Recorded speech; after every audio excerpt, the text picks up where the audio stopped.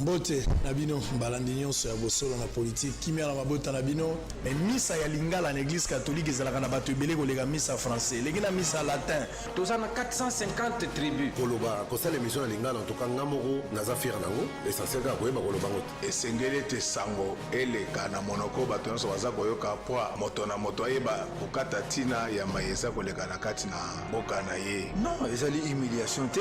D'ailleurs masolo soki obeti yango na lingala ezo côté la batutina mikoa. Éviter égoïsme autour ya Bosolo na politique, ça la te motonyon so ala na Bosolo na politique. Et c'est quelle équipe promotion tout ça là, peu d'émission na ba langue na biso, ndenge to sala ngo na lingala wa, ba msusu basala ngo na Kikongo, ba msusu basala ngo na Chiluba, ba msusu basala ngo na Swahili. Au mlobe na politique na lingala, ne vu jamais aux la humiliation parce que lingala eza langue. Moto na moto azali na langue na ye comme moyen de communication. Bayeba que no lingala ezali moko ya balangue courante et balangue nationale ya mboka oyo il faut to valoriser yango. Ezali important tozongisa culture na biso totiango na liboso. Lingala, Chiluba, Kikongo na Swahili ekozala balangue moko oyo tokosala yango na niveau ya administration. Langue ezali kaka monoko te, langue ezali culture, ezali pe philosophie. Tolo balingala ezali culture, na boy français te, mais totombola nkita po Messi ou a jouer na loba na français te.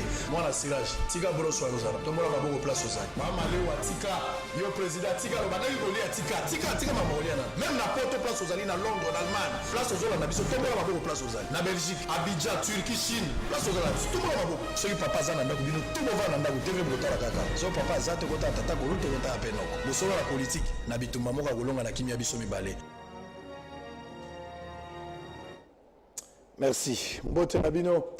Balandinyo so ya Bosolo na politique esika bozwami botondi ebele liboso ba TV na bino ngonga ekoki motema likolo sangwa ko banda misa ngonga nini 10h30 botondi ebele dans les différents coins du monde même na Malawi na Belgique na Allemagne na Toronto na Montréal Neuchâtel Mulhouse Genève Charleroi bozana Calvary na Edmonton bozana na biso pe na Danemark to bosanité bato ya Brésil bandeko ya Chine Dubaï Afrique du Sud Rwanda Lubumbashi Goma Kinshasa de partout dans tout le coin même na camp militaire te pesibino mbote bonne année na bino boye malamu na Bosolo na politique 21 janvier 2019 Bosolo na politique un lundi premier jour de la semaine après une semaine très chargée na makambo ebele mais ce qui nous intéresse plus ezali le week-end ezali marqué par rapport à cour constitutionnelle où il a confirmé définitivement monsieur le président Félix Tshisekedi, Antoine Tshilombo, président 5e de la République démocratique du Congo,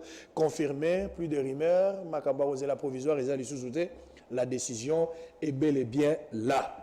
Félicitations de plusieurs chefs d'État africains, commis de part et d'autre, pour n'avoir sa soutien à Bango, vive félicitations et puis encouragement et plusieurs messages également allant dans le sens, il y a qu'à soutenir le 5e président élu de la République démocratique du Congo, M. Tshisekedi Félix Antoine. Position, il y a l'amour avec Martin Fayoulou, le candidat malheureux dans la course présidentielle. Obi Gebatikala qui est à Félix, il contestait le résultat qui a donné Félix provisoirement leadership, il y a République démocratique du Congo.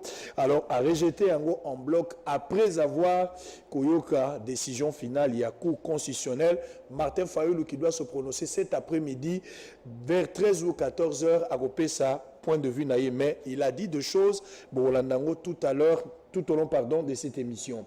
Et puis, dernières heures de Kabila, Joseph Kabila, petit à petit, Azar Okende, déjà n'est pas Sozo Genanzela Zamomoni, Soson Antabambo, Musikate. Donc, dans peu de temps, Égyptien, Bomonagi Koto, Bomona Bango, le adieu Joseph Kabila. Il reste dans l'histoire, mais la tête à pays, c'est pour quelque temps. On va en parler. La délégation de l'Union africaine, c'était prévu comme à Lelo, pays démocratique du Congo. Kagame Koya, te Bakoya ebele baena avion baena bamai. Enfin, Kagame ne viendra plus parce que cette descente a été annulée. Retour de l'internet, est-ce qu'il y a une habitude qu'il faut continuer avec lorsqu'il y a des enjeux politiques où ils ont frappé, surtout pouvoir en place avec Félix, on pourra assister dans de tels scénarios. Point de question. Axe prioritaire pour Félix Tshisekedi des années, investiture et aux sous lobby mardi, c'est repoussé pour le jeudi probablement. Au cas contraire, on pourra encore revoir parce qu'ils ont l'ordre protocolaire. On en parle ce matin pour Boza Ebele, na radio, na TV, na radio, toza na 98.3. en direct. Et sur YouTube, nous sommes en direct. Partout où vous êtes en train de suivre cette émission en ligne, nous sommes en direct. On démarre cette émission avec 3 invités. Il était question qu'on reçoive 4 invités. Le 4e n'est pas encore là, mais on se contente à la majorité parce que Baza déjà on a depuis 9h du matin. Puis Gérard Elenga, le tout premier qui arrive, l'ordre d'arrivée, je dois respecter cela. Puis Gérard Elenga qui vient. Non, ça c'est pas Puis Gérard, ça c'est Patrick Eyalé. Donnez-nous Puis Gérard, on va présenter selon l'ordre d'arrivée. Puis Gérard est de l'autre côté en costume noir avec des verres. Donc, Puis Gérard, Mbote. Mbote ndeko Israël. Très bien. Bon, naza boiti yo za bongo poza sango muto sala ramisa. Donc to sepeli semaine bandi bien nzamba sala biso ngolu yo zagi na moi fête mo moderagi, ça s'est bien passé.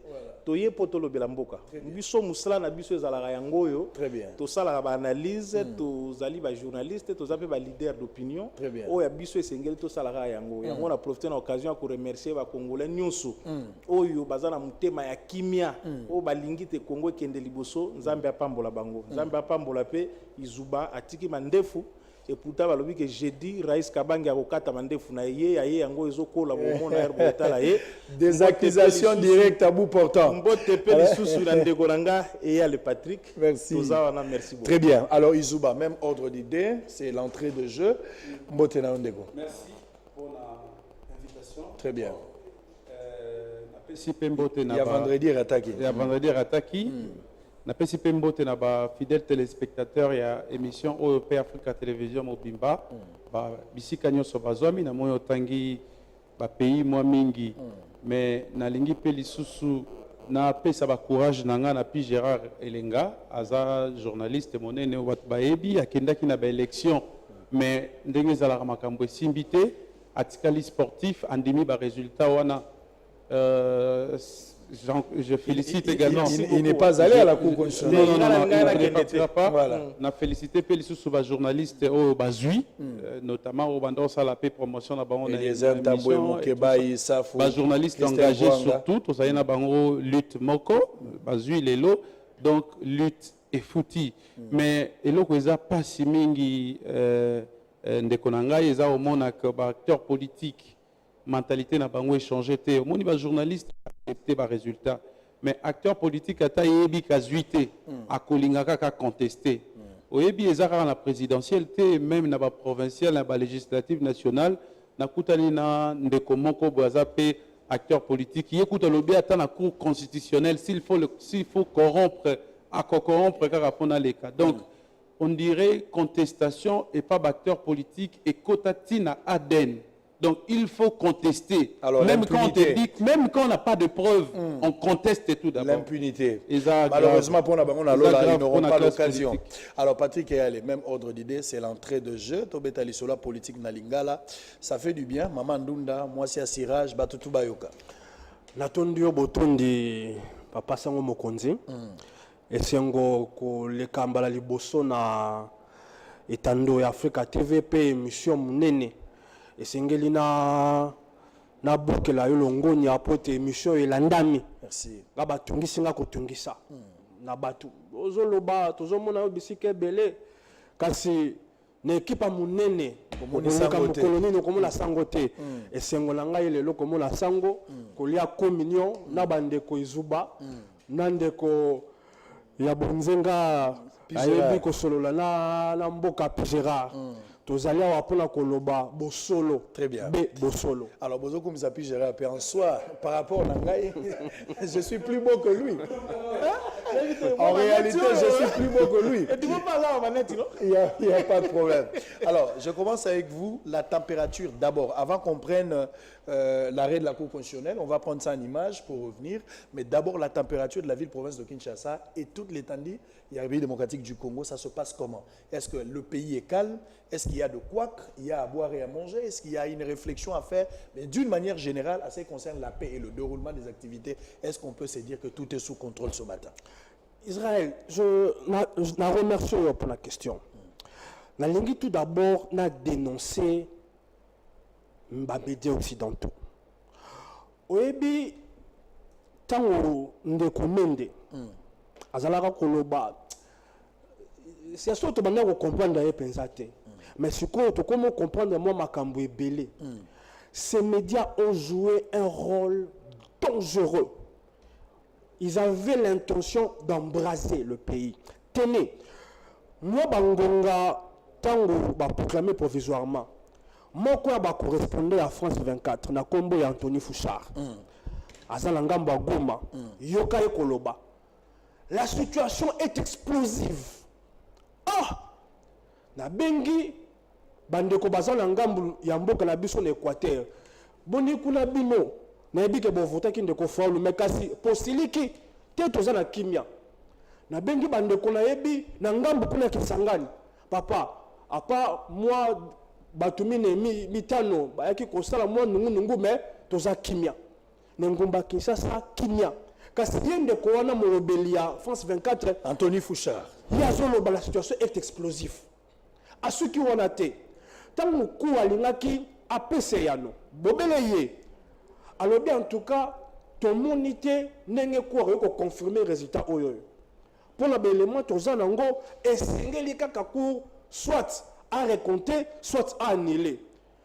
Alors que to yebi la mayelo to tanga ba influence ka courté.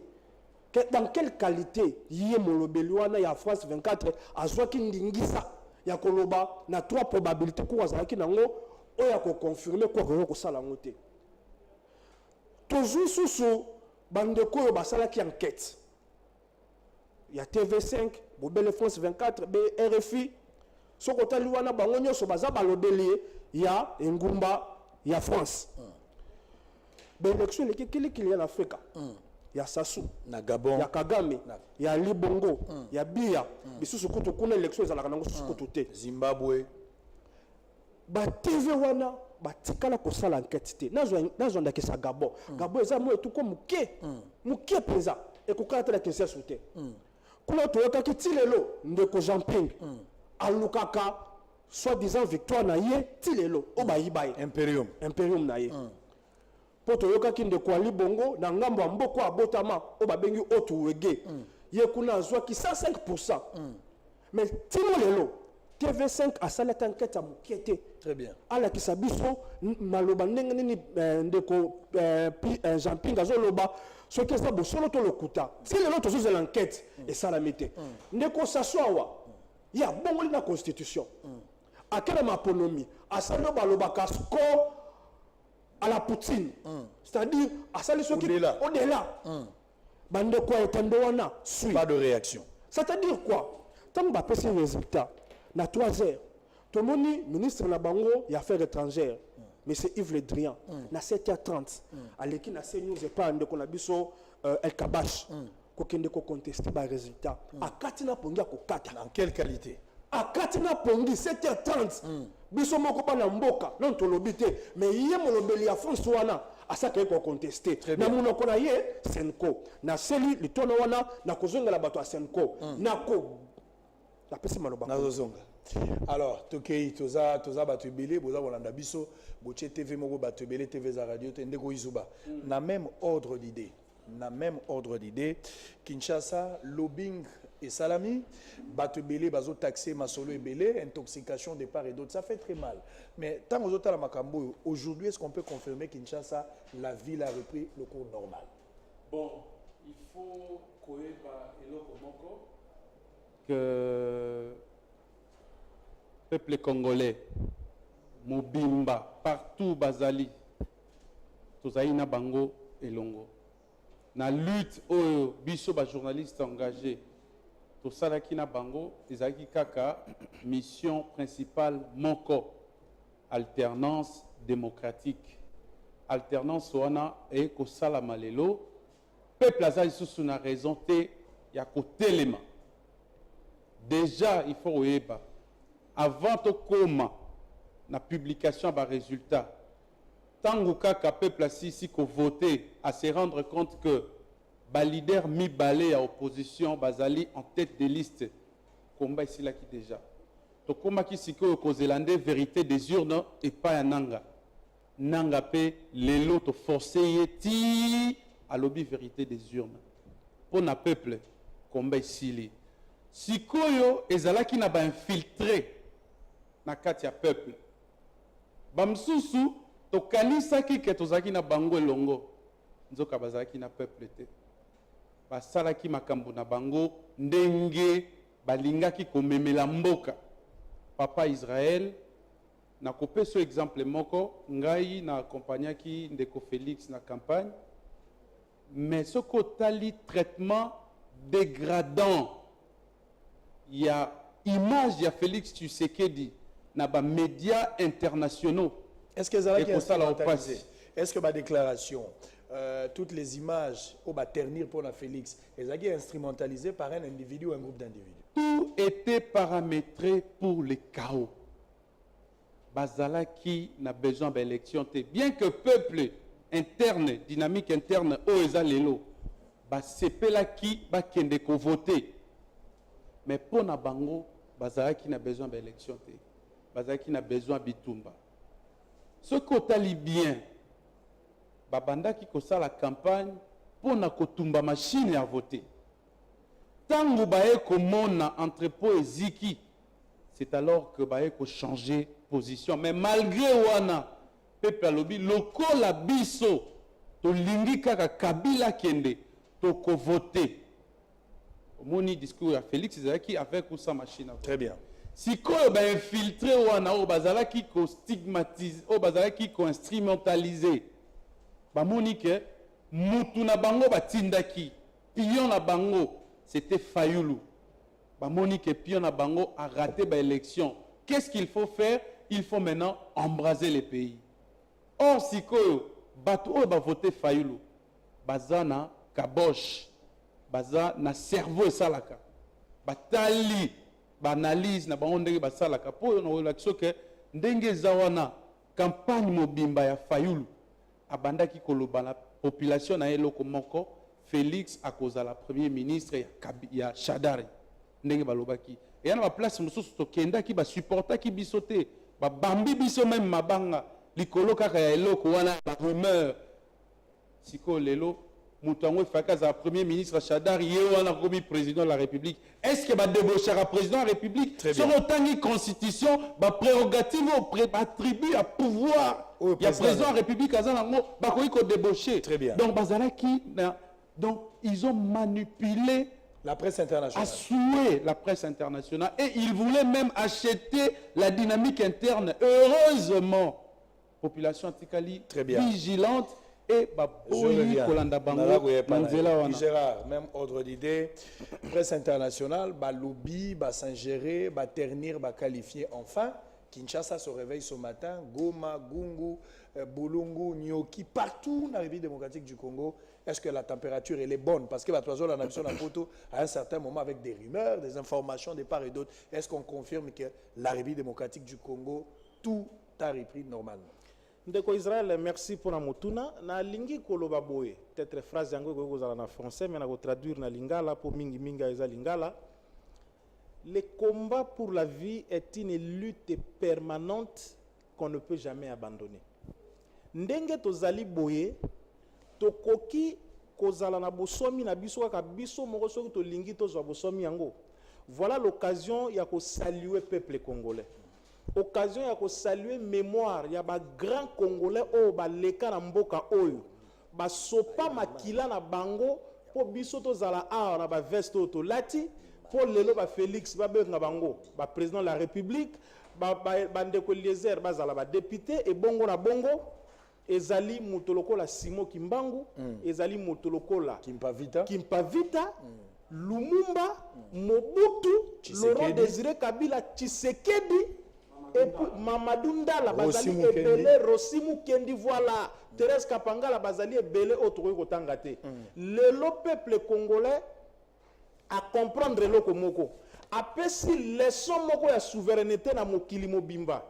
Alors sur ce point également il faut rendre hommage à quelqu'un comme Lambert Mende lorsqu'il parlait de la souveraineté et Zandenge Ndeko Patrick Alobaki beaucoup de gens ne les comprenaient pas aussi. Très bien. Il y a des questions de Israël beaucoup qui kosala nango concession te oyebi Kagame na ba master na yo na Union africaine. D'ailleurs on parle de l'Union africaine pour la zone na mwa muke délégation ya Sony oyo ki o tu ko ka Sony yete président Sony muto sali bango.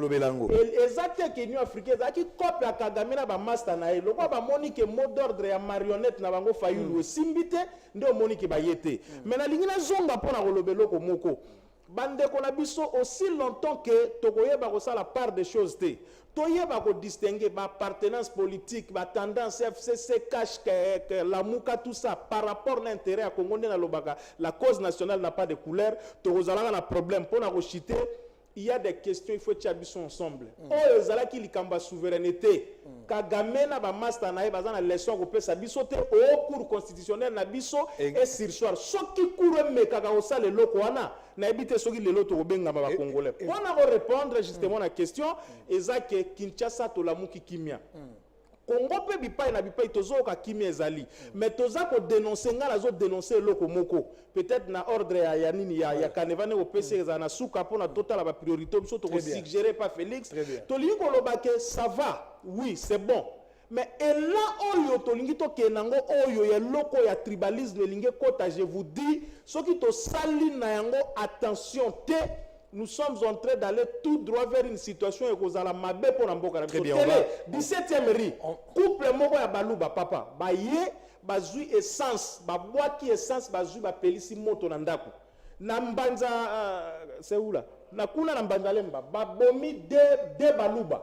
Tout simplement parce qu'ils étaient en train de se péler parce que bon peut se plaindre. Je rappelle en passant à on est aux Awa. Il faut et l'Okwana dénoncer en gros parce que le président qui est élu Félix Azali président Congolais il y a 450 tribus à RDC. Chacun de nous va en parler. Je pense que tu as lancé un message pour l'antitribalisme pour permettre à la population à la unie. Alors, arrêt à cours constitutionnel, très rapidement, on va prendre une image, mais la seule question, comment vous avez jugé la décision autonome? Il y a un cours constitutionnel qui n'a pas regardé la Union africaine, à l'andi, les médias occidentaux, à l'andi, ingérence à Batouté, mais il est resté dans son autonomie à Kati Makamunaye, Nandenge Yamonelaki, pour deux raisons que chacun de vous pourra évoquer sur ce plateau. On suit en image cette publication en 1 minute. On revient pour que Moko na Moko Apesanan Makantinaye, la Cour constitutionnelle a décidé, a rendu sa décision définitive au EPC et Félix Tshisekedi, Antoine Chilombo, président de la République et le 5e président. En image, et puis tout ça, vous avez pour que tout le monde. La Cour constitutionnelle a, au titre des contentieux des résultats provisoires, enregistré les recours de regroupement politique renommé la dynamique de l'opposition congolaise, représenté par M. Fayoulou Madidi Martin, enrôlé sous le RCE 01 /PR, et celui de M. Ngoy Irunga Wansenga Théodore, enrôlé sous le RCE 002 /PR. Après examen des moyens formulés par les requérants, et là, par arrêt RCE 001 /PR et RCE 002 /PR de ce samedi 19 janvier 2019, déclaré non fondé les 10 moyens et par conséquent rejeter ces recours. C'est pourquoi la Cour constitutionnelle, siégeant conformément aux dispositions des articles 161 alinéa 2 de la Constitution et faisant application des articles 81, 110 et 111 de la loi organique numéro 13/026 du 15 octobre 2013 portant organisation et fonctionnement de la Cour constitutionnelle, 74 alinéa 3, non, 74 oui, alinéa 3, 74 bis et 101 de la loi numéro 06/006 du 9 mars 2006 portant organisation des élections présidentielles, législatives, provinciales, urbaines, municipales et locales, telles que modifiées et complétées à ce jour.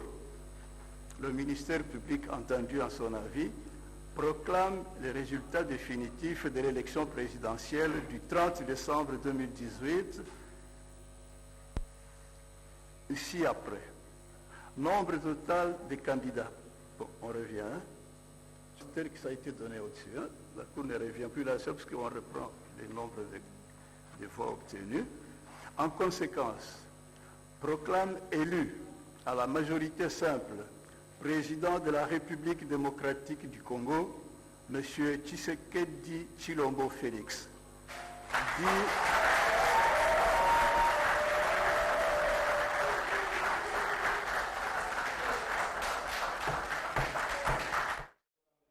Merci beaucoup. Alors, on continue. Boza Ebele, Boza Gokomela, Biso, tous allés en direct. Ba message à félicitations, de partout. Binope Bozo, la Biso, Boko, continue à message, na félicitations, il n'y a pas de problème. Na Londres, na Belgique, na Allemagne, na Brésil, na Chine, na Dubaï, partout Bozali, na Malawi, na Australie, na Finlande. Ceux qui ont Biso, même na Suède, tu as message, na Bino. Alors, on va prendre Patrick et aller. Le président de la République est connu, 5e président. La Cour constitutionnelle a travaillé la pression qu'on ne peut pas imaginer. Depuis le dernier résultat provisoire jusqu'à la décision finale, tout les ici, en fait, il y a qui traîne la mort. Mais Dieu merci à Kati Makamboulaye. Mais il a déçu le commun de mortels, surtout quelques rassemblements africains et puis quelques médias étrangers totalement déçus. Quelle lecture par rapport à cette décision? Tu salues ou tu fustiges? De quoi lobby, et puis tu continues.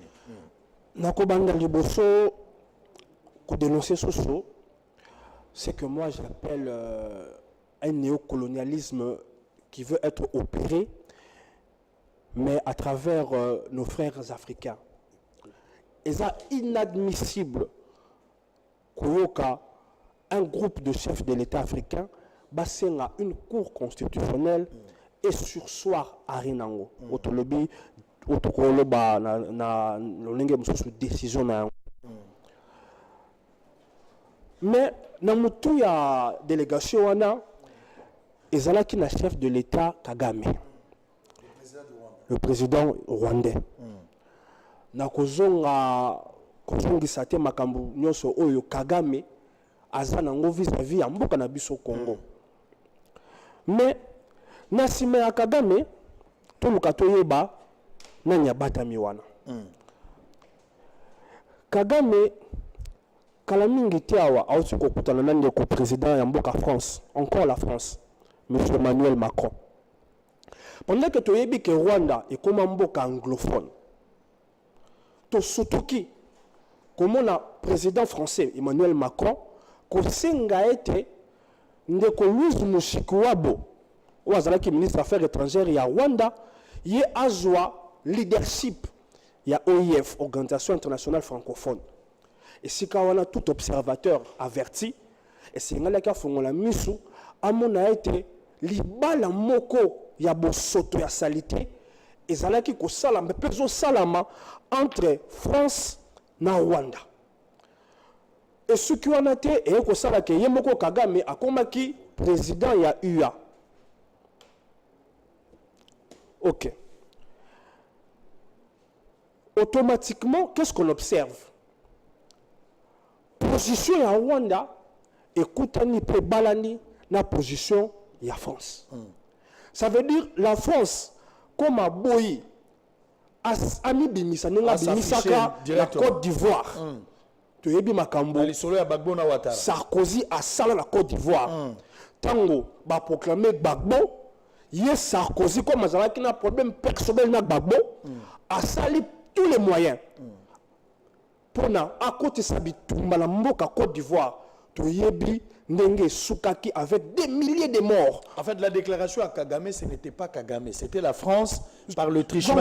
Voilà. Oyo so na yebi ke maele za koleka o comme na comme ça bato baleme malembe. Très rapidement. Na mona o mona ndenge ba français ba batamisima ya et tout le coup moi muke ba président wana pour te accomplir. Et là, oya mesala ko sala la bamboko esikacha loboko. Président Sékou Toura lobaka boy. Ce que moni mindele ba komo komisanga. Ba komo lo ba malamu pona ngai. Po yeba ke sina trahir bino. Ce que moni ofandi. Tangu nyoso tongo pourquoi? Fayulu boy, Fayulu kingani. Na TV moko ba kel koloba ti et voilà zalaki DG et Exxon Mobil. Alors que Fayulu n'était que un gérant. Ce n'est pas pour le minimiser, c'est la vérité, c'est les faits. Donc, aujourd'hui, on a mindele, bazala qui n'a intérêt. Et leur intérêt est fandi wapi. Leur intérêt est fandi na bako minier. parce que bato basimbaki Genève na nsima na yango eza bamultinationaux oyo bafungola badongolaka misu na kita oyo basala bele na biso esengeli bana mboka bamanyola mpe basimba biloko oyo mingi ndeko Fayulu bobele ye ntango alekaki na etando wana no Genève esalami te toza na mois de juin na TV5 ntango batuni ye balobi me na mboka sondage ezoloba ete ndeko Félix na Katumbi nde bango nde baza na popularité ntango asimbi kobeta ndeko Félix et puis azui Moïse Katumbi maloba na ye moko Fayulu abenga Moïse Katumbi voleur alobi akoki kozala na nsima moyibi te. Très bien. Boni lelo aya nolano biso ndeko Katumbi mpona ye mpona ngai te eza maloba na ngai te eza maloba ye Fayulu na mois de juin abenga ndeko Katumbi moyibi lelo ndeko Katumbi oyoyo toyebi biso nyonso lien na ye proximité na ye na ba multinationaux parce qu'il a été gouverneur, il a longtemps et jusqu'aujourd'hui eu des liens étroits avec le monde et les multinationaux qui sont derrière lui et automatiquement derrière Fayulu. Ndeko Fayulu a ebisa biso. Accord nini basinyaki par rapport à Yankitana biso oye salike oto yebiye mutuna kimia akoma lelo agité à mon avis on dirait ba botuli loko allo bana biso na no bosembo. Très bien. Alors ndeko Izuba, la Cour constitutionnelle a kati likambo souveraineté ya mboka respecter l'autonomisation na ba pouvoir régalé na ye a cédé la pression extérieure même il y a un président africain même il y a Union africaine ou à qui que ce soit il est resté intact dans la décision na ye. Est-ce qu'il y a quelque chose à dire? Non, je crois que la décision de la Cour est légitime. Tout comme démarche et à Fayulu, requête nae et Zalaki sur le plan logique légitime, sur le plan politique, c'était immoral. Pourquoi j'ai dit immoral sur le plan politique? Parce que hier, à Kokaki ko contesté élection Yandeko Félix Tshisekedi, quelle que soit la vérité des urnes. Pourquoi? Un allié? Ce n'est pas un allié. Fayulu, c'est un Tshisekediste idéologiste. Bien que les lois Boyango, Nalanda qui est le gars dit, Marambo Tshisekedi est allié. C'est un allié important de Tshisekedi. Il est conscient, tel qu'il est là en 2011, il est passé député national grâce à Etienne Tshisekedi. Batouba Bossana en mingi. Lelo akoka qui jamais qu'on contesté Félix Tshisekedi mwana ya Tshisekedi o azali bongo na makila na kati ya nzoto ezo baluka na kombo ya Tshisekedi. De deux, Bomoni Cour constitutionnelle a analysé requête Yandeko Fayulu. Ba irrégularité et bandi na forme. Na on regretté makasi na ba avocat oyo ba plaider là qui est ba caïman ndenge ba benga. Ba induire Fayulu en erreur. Ba bandi no liboso kokoti c'est la requête au azui 61%.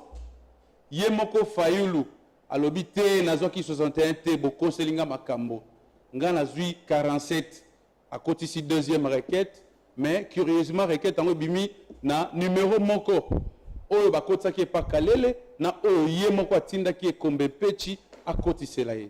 Malgré ça, la cour a zui yango. Bakota ici requête sans pied sa conviction, sans preuve. Bakota ici qu'un papier duplicateur morobo bakomi, papier duplicateur moroboé, bakomi sikoyo, papier yango bakomi. Ndeko Fayulu, compilation na bango, Ndeko Fayulu bâti ba province et na kati ba province wana Fayulu a gagné même Tina Kasai, a gagné Félix na Kasai na Bamboka wana et tout ça. Donc Fayulu vainqueur avec ba résultat au bango. Or bango siko ba yé na cour kosenga recomptage ya ba voix. Ba carton moro boé kotaki na salle d'audience jour wana pendant que la plénière était publique. Ba carton wana cour à lobby et comme attend la greffe T. Est-ce que ba empêcher qui en ce n'est pas que ba on a empêché ba côté ici en goti na salle mais na requête tant ba rendre verdict ba bi ba carton o kotaki ba déposer qui ont même pas na greffe Alors, la question qui reste à savoir pourquoi le carton a été magité pendant que Zalagi déjà la Cour constitutionnelle. C'était pour la consommation médiatique. Vous voyez que les médias na bango internationaux qui ont appelé Bandai Kozwabilili, Balinga Kibala Kisango. Oh, ils ont évité ceux qui opposition.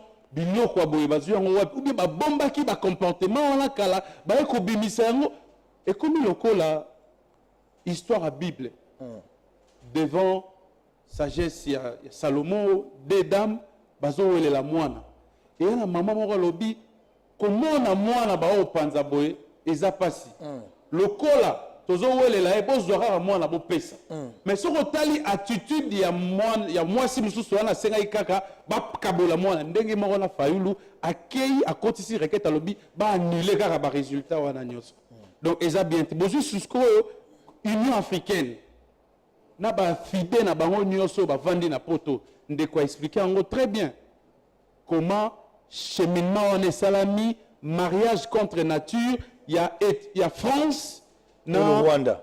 Mais déclaration à Yves Le Drian et l'opinion so. Ba lobby au Senko, les Cambote. Na 2006, Ezaïka ka Senko, Mutalobaki, Bemba gagné. Na 2011, Senko ra Mutalobaki Tshisekedi a gagné. Très bien. Na 2018, yango Senko lobby, mais preuve ezala raté. Aujourd'hui, na Union africaine, au moins il ndeko Fayulu asali lobby, a s'autoproclamé président de la République. On va en parler. Na lobby, attends na Rwanda. Il y a Paul Kagame et Loro Fayulu a sali. Bakanga Fayulu, bakangi famille nae, bakangi ba bien nae nyonso. Kaka eloro au Rwanda, musika te kakao. Ata la Congo Brazzaville. Oyo. Général Mukoko balanda ena masasi bakimisa ye. Donc na éviter le comportement de justement la position a fallu la pré-publication définitive, la décision définitive à Cour constitutionnelle. Mais comment tu as trouvé la Cour constitutionnelle? Cour constitutionnelle, à chaque fois, il ne faut pas concevoir la base. Cour constitutionnelle, Batebele va fustiger comportement. Je me rappelle d'ailleurs en 2016, lorsqu'il fallait que la Cour constitutionnelle a interprété l'article 70 qui pérennisait encore Kabila dans le sens où le président reste en fonction jusqu'à l'installation effective du nouveau président. Cette Cour constitutionnelle a été taxée de tout le monde. Makambo évolue. Le Cour constitutionnelle, il tranche pour M. Félix Tshisekedi Antoine, président de la République. Est-ce que tu as senti en eux l'autonomisation, que la Cour est autonome, la Cour elle est souveraine? Est-ce que tu as senti à ça? Bien, il y a eu aussi un mot d'ordre. Aujourd'hui, vous condamnez le Rwanda et tant d'autres. Est-ce que la Cour n'a pas été instrumentalisée? Je vais revenir sur deux choses. Israël et Mutombo Nalinga Amingi. Et là, Liboso, nous pouvons tout dire ce que nous voulons. Mais permettez-moi encore une fois que je rende hommage ici à un homme. Cet homme qu'on peut taxer de tout. Je concède aux Congolais, même moi aussi, je peux avoir aussi à dire sur cet homme-là.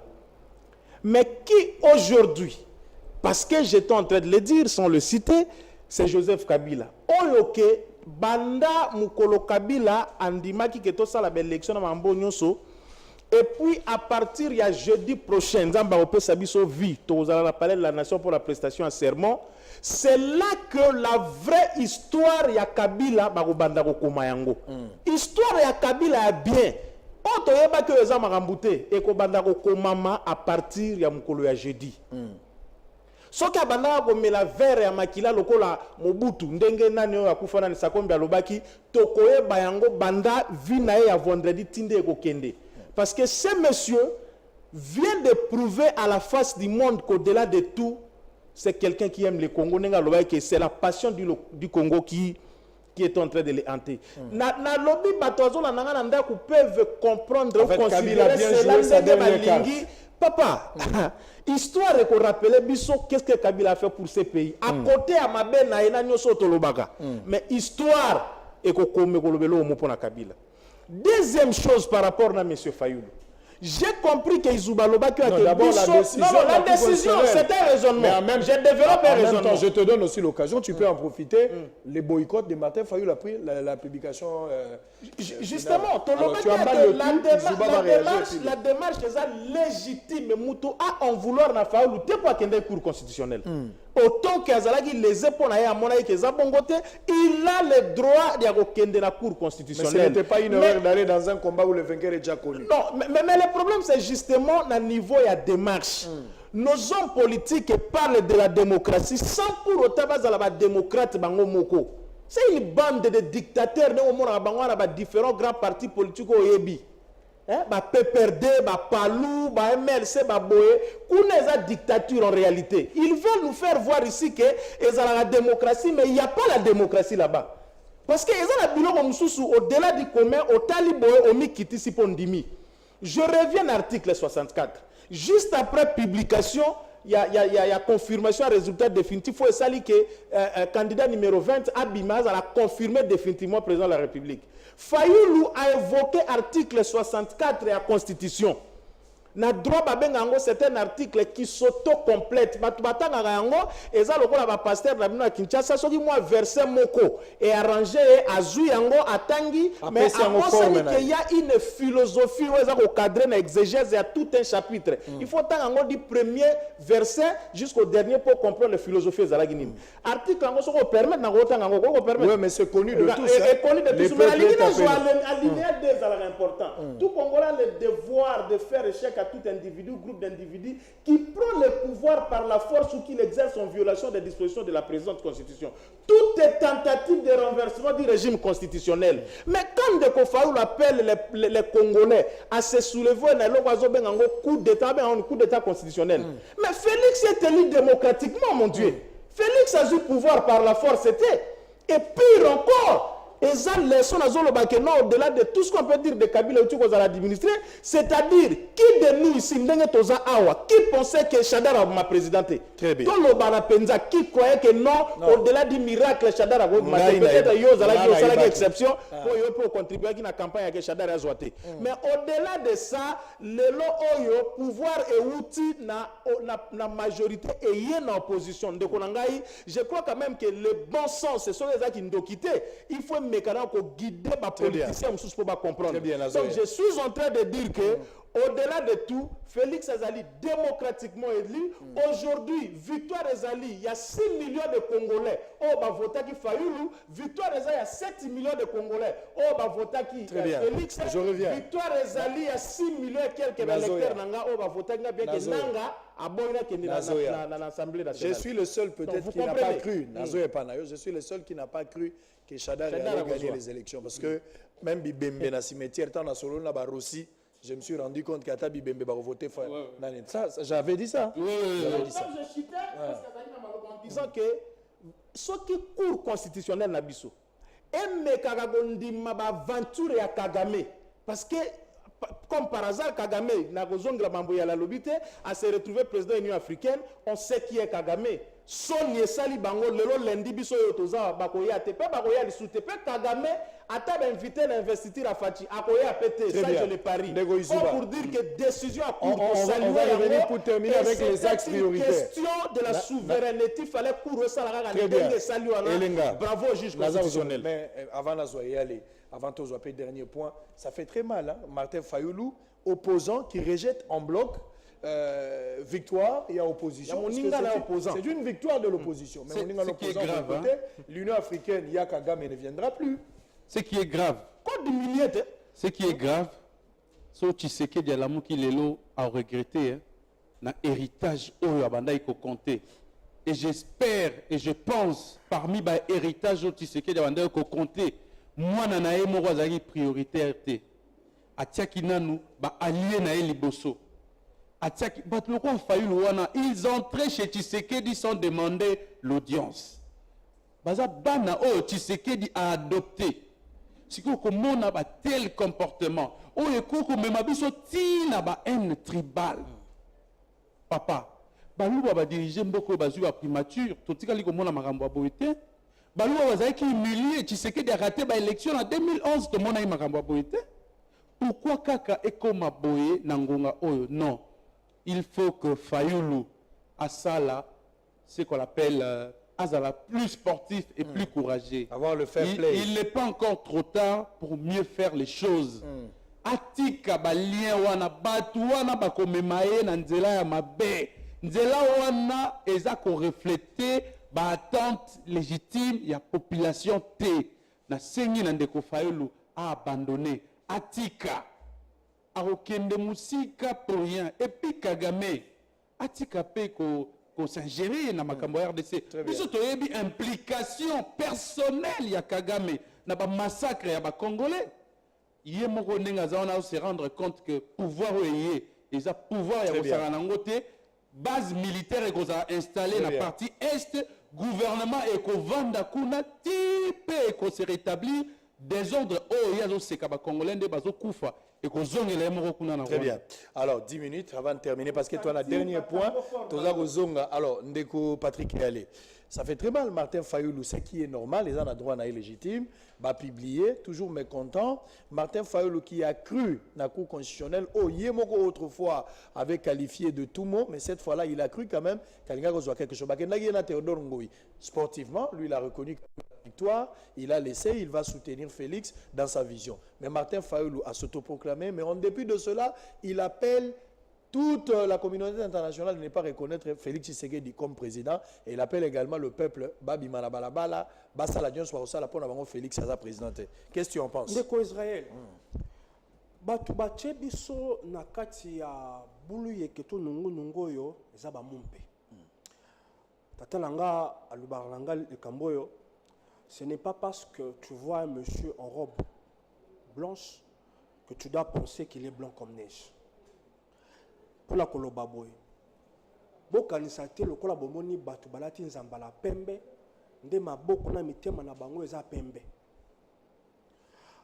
Yambo élection et salama ba mumpe balukaki médiation entre Fayulu na Félix na médiation na bango ba mumpe po na bango esengelaki Félix atika esika na Fayulu. Médiation na bango bakendaki kosala yango wana. Donc pour la koloba ete bazalaki déjà na autre lobaka un penchant. Eloka liboso. Eloka mibale balobi ete bazalaki na 40 000 observateurs lokuta. Muto apesa ka ba accréditation seni apesa bango 17 000 accréditation. Lolenge boni bino bokui 17 000 accréditation pour la koloba na etando ete bazalaki 40 000 observateurs. Alors que vous n'aviez que 17 000 macarons. Troisième considération. Ba smartphone, to ba bengi téléphone, oyo bazalaki na yango. Et utaki wapi? Qui a financé ça? Il a parlé de Moïse Katumbi. Moïse Katumbi, bango. Katumbi mutasomba kia. Katumbi, voilà. Bande ko ba pesi yan. Si mabiloko wana atako totolobi ete mayele na biso ekokite, toza na infirmité ya koyeba pe kokanisa. Tokoki ko pesa eliki to ndimela bosolo ya batu ya ngambo wana o batalisi polele esika bitema na bango efandaki te bande ko basango bazonga na boboto batia pe kimia batika nzela oyo bamemi mboka. Alors démarche à Martin Fayoulou tu qualifies démarche moko suicidaire? Non. Ngai na lina pesa ye suite ya démarche na ye. Pour quelle fin ba démarche? Non, la suite logique. Premièrement, ndeko fol na la muka il faut bazala. Basala te ndenge basala ki balobi machine wana eza na poison. Ko simba yango te, yaka na papier 2 jours avant vote et combien imprimante te. Alo baté ndenge alobaki ndeko nani Katumbi za muyibi mais simana yango ondimi ko sala monga muyibi te. Na mbalo ya zala cohérent. Démarche na ye ememeti wapi? Ememaye yena bande kwa lamuka baboya kokota parlement. Voilà la première décision que ngala zozela yande ko Fayoulou na lamuka. Pour être muto a salisi élection za crédible té. Logique ezali a liboso tant on peut sa discours baloba ete bazo contre institution té acte na bango liboso.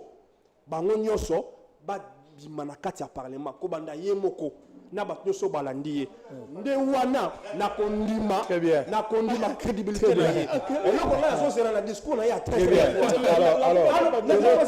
Alors la biso soutenu na 2011 au base etindi été bazo ba voter ye basingi na tout oyo akendate na ye na bande ko so ba voter bango. Très bien. Alors tous zo eloko asuka comme ça chacun passe se partager minute na ye et si les tous zo ba axe ya Félix mais j'aimerais tendre le ba axe à Félix. Félix a reprêté serment. C'est fort probable qu'ils allaient jeudi. Lobby Rosali sous-souté pour un ordre protocolaire. Batou au la prestation à serment et Rosala jeudi, sauf imprévu. Ce qui va changer, c'est le jeudi est maintenu, à moins qu'il va changer le Homsous. Mais bon, la paix, Joseph Kabila, dernière minute, la garde républicaine, on reproche à Félix. Les gens pensent qu'il y a eu un deal qui a été créé. Il n'aura pas la même mise par rapport à Armée.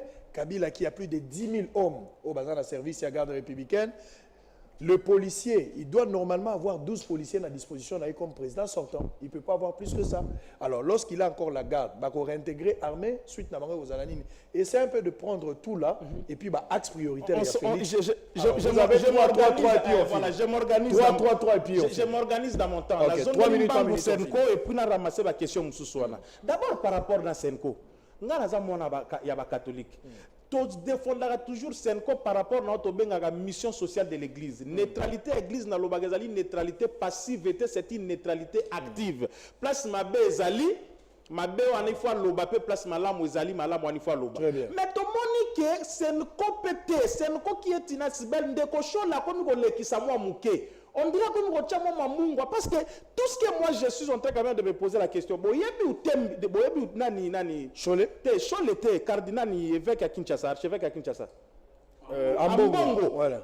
Ambongo na moi ba logique na. Ambongo za kimiati siko et pourtant jusque là, c'est lui le vice-président de la Senko. Ambongo a transigé mais jusque là que c'est plus ce Cholet qui est mis en musique, je pense que expert en communication que je suis. Moi bilo comme sous Cholet zo baksango na ndenge na ye. Communication orientée qui a embrouillé la population, ce n'est pas le rôle de l'église. Toyebi mutwabimi metoza habilité totanga kombo na été. Mais en 2011 botanga Tshisekedi papa botanga ga kombo na été. Non mais la Senko est dans sa logique hein. Kombo ya premier ministre. Batikala botanga ngote hein. Après la mort il y a Félix Tshisekedi. Kombo ya Félix toyebi que zai kombo ya Félix pas comme premier ministre. Na accord à Saint-Sylvestre les leurs allaient sous Félix. Nous connaissons d'où vient ce jeu. Katumbi c'est un criminel économique na mboka oyo azali une marionnette des occidentaux. Ayebi eloko salana loko le chèque ezali lisola 22 milliards to betango mukolo moko c'est l'heure de la vérité 5 ans faulu oyo yanani ya pati oyo eza 5 ans vérité président de la République Kabila na ronda ki hommage boti odike Félix aura l'effectivité du pouvoir. Izoubalave di batu batanga gate. Prenez la constitution ya Congo yangoyo. Regardez les pouvoirs qu'on a donnés au président. Ako intransigent na on mutu. Ako nommé. Attente. Ma priorité. Voilà. Selon ngale na za kokanisa. Je crois que pour nanga souci d'abord ezalaki wana za ide nanga. Bâtiment d'investiture le 29 janvier. Oui, pourquoi le 29 Le 29 janvier, Kabila Kokokisa, 18 ans accompli. Très bien. Comme président de la République. Et puis, Ezali, Moukolo, Azouak, a prêté un serment. Ezali, symboliquement, Moukolo, Kokotika pouvoir. Voilà, c'est l'ongaï. Na bandeli pour la que par rapport à Fati, deux bureaux qu'on a dans Liboso. Avant que tout hommage à la ronde. Là, Liboso, ordonnance à grâce présidentielle. Bananyo, Diongo, Diomi Ndongala. Diomi, abimisa tous les prisonniers. Babimana en Libanda. Très bien. Deuxième chose, on a insisté parce que le gouvernement aux coalition composé les gouvernements, que ce soit un gouvernement le plus représentatif, si pas toutes les tribus, toutes les 26 provinces RDC, elles la représenter, peut la proposer. Nani Vital Kamera à l'informateur du gouvernement. Merci. Chadar a déposé candidature dans le Sénat, comme président du Sénat. Chadar a comme président du Sénat. Le Kondo Premier ministre, Vital Kamera à l'Assemblée nationale, et ça esprit à unité et à réconciliation. Donc, ça proposition. Kamera le Premier ministre. Kamera président de l'Assemblée, Chadar le président du Sénat, alors, le Kondo Premier ministre. Patrick il va prendre. Tu aussi, ça là, c'est la proposition. Il n'y a pas de problème. Patrick et on va terminer avec Izouba.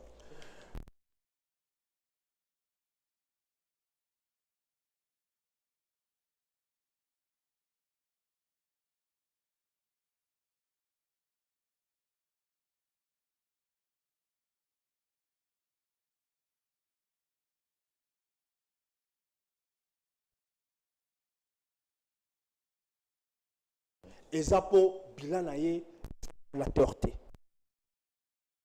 Autre le bac en français qui laisse à désirer. Mais c'est à cause des hommes qu'il a choisi à base à la pembene pour conduire vision. Ces hommes-là l'ont trahi. Et Tinasuka, ces hommes-là voulaient le pousser à la faute. Toyebi, Belekats na bango basale ko poussaye acha sadari na makasi. Ba yebi sakiye eloko ko sala maté tient de ko sadari. Ndeko Kabila na réunion à Souka afandisi bona kinga kati atuni bango balali basala na mobutu awa misato minei sambo batombeli baboko atuni bango uta batia na lilita boni bakenda kotala ye kuna na lilita mutute à comprendre qu'il était seul devant le destin. On a 5 de Félix. Merci. Na 5 de Félix. Merci. Asalangele na batu ya kopona pote basa na ye. Pote na wanande lobby longa ya manda na yende fandi wana. Très bien. Alors Ndego Izuba, Todo Sisanayo, Joseph Kabila, la garde des Républicains, j'ai parlé de 10 000 hommes.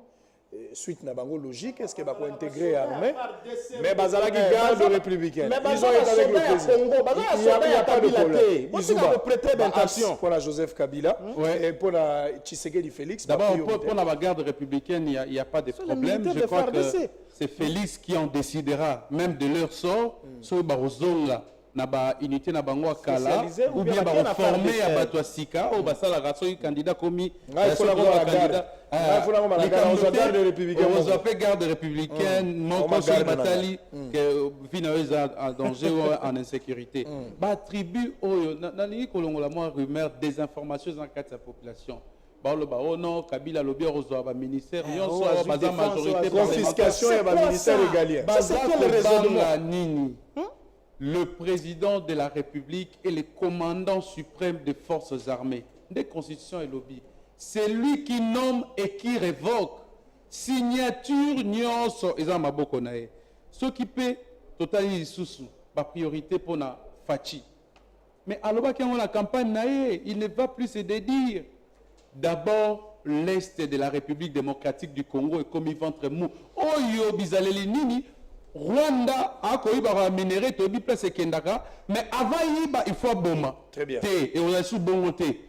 Tango base militaire au vanda na est kuna et au koma papa okewa bi olingo somba minéré yo pesi mbongo aujourd'hui. Donc j'espère que ba priorité ba axe ba formation aujourd'hui je dois quand même comprendre. Ba formation post humanité nenga lobaki il faut former esprit à nationalisme on est côté la mutu bakacho eza ko honorer démocratie pe kangama na nina la bona velo moko ba militant et belé à UDPS ba na bakacho secret oya aner bango tout il faut batala bakana bango. Très bien, merci beaucoup. Très bien, voilà. Merci. 69-88. Merci beaucoup. Je recevais ce matin Tona Yambagi Ponabino, M. Pigera Relenga. L'accès Pigera, mon lunette n'a moins. Mais par rapport à la beauté, car ils ont merci la soutien. Mon Pigera, candidat malheureux, mais lui n'est pas allé à la Cour constitutionnelle. Candidat déclaré non élu. Pas de souci. Alors de l'autre côté, Izuba, Edmond. Azole Gabsoka la mandefu par rapport à Netoza. Après Simbote, ba mandefu nangeza en systématique et au kata malango, mais na hausse de la battante il y a population et s'accomplir. Très bien. Alors et allez, au mutunanga tira 4 épingles. Ah nazonga sangwa longo la robe nazonga la veste. Affrontement aux bien. Merci beaucoup d'être venu. Merci. Alors, tout le monde a beaucoup de place aux Alandagou. Si réellement Maramtolobi est la vérité, si réellement Otolobi est la pena, est la tolété. Eza tozo tolaga binote mais eza pina bokunde tombola loboko place ozali mwasi andunda mama tombola otekaka oza chauffeur oza receveur oza tombola oza combattant pardon tombola maboko na ndako place ozali même na poto na Allemagne kovanda te ndenge sango azolo babo tombola maboko po mise komi na suka tango na lobaki ata bibembe bako voter bango teske bango balobaki tango na lobaki clair ke bato yo bato eske bango balobaki lelo yo ndenge tozali awa na expliquer bino déjà clair. Moi, je suis là, la classe. Je suis mis dans tableau.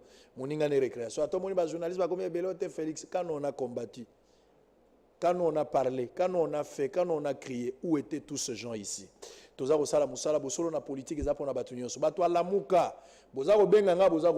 on a besoin de vous ici. On a besoin de vous. Boss Ibra, Flat Hotel Ibra, depuis la commune de Lemba. Na tomboli maboko Ibra, tomboli maboko place aux ali Ibra. Boss Ibra, Nabino, Balandinho, sur Bossolo, na politique, qui met la mabota Nabino.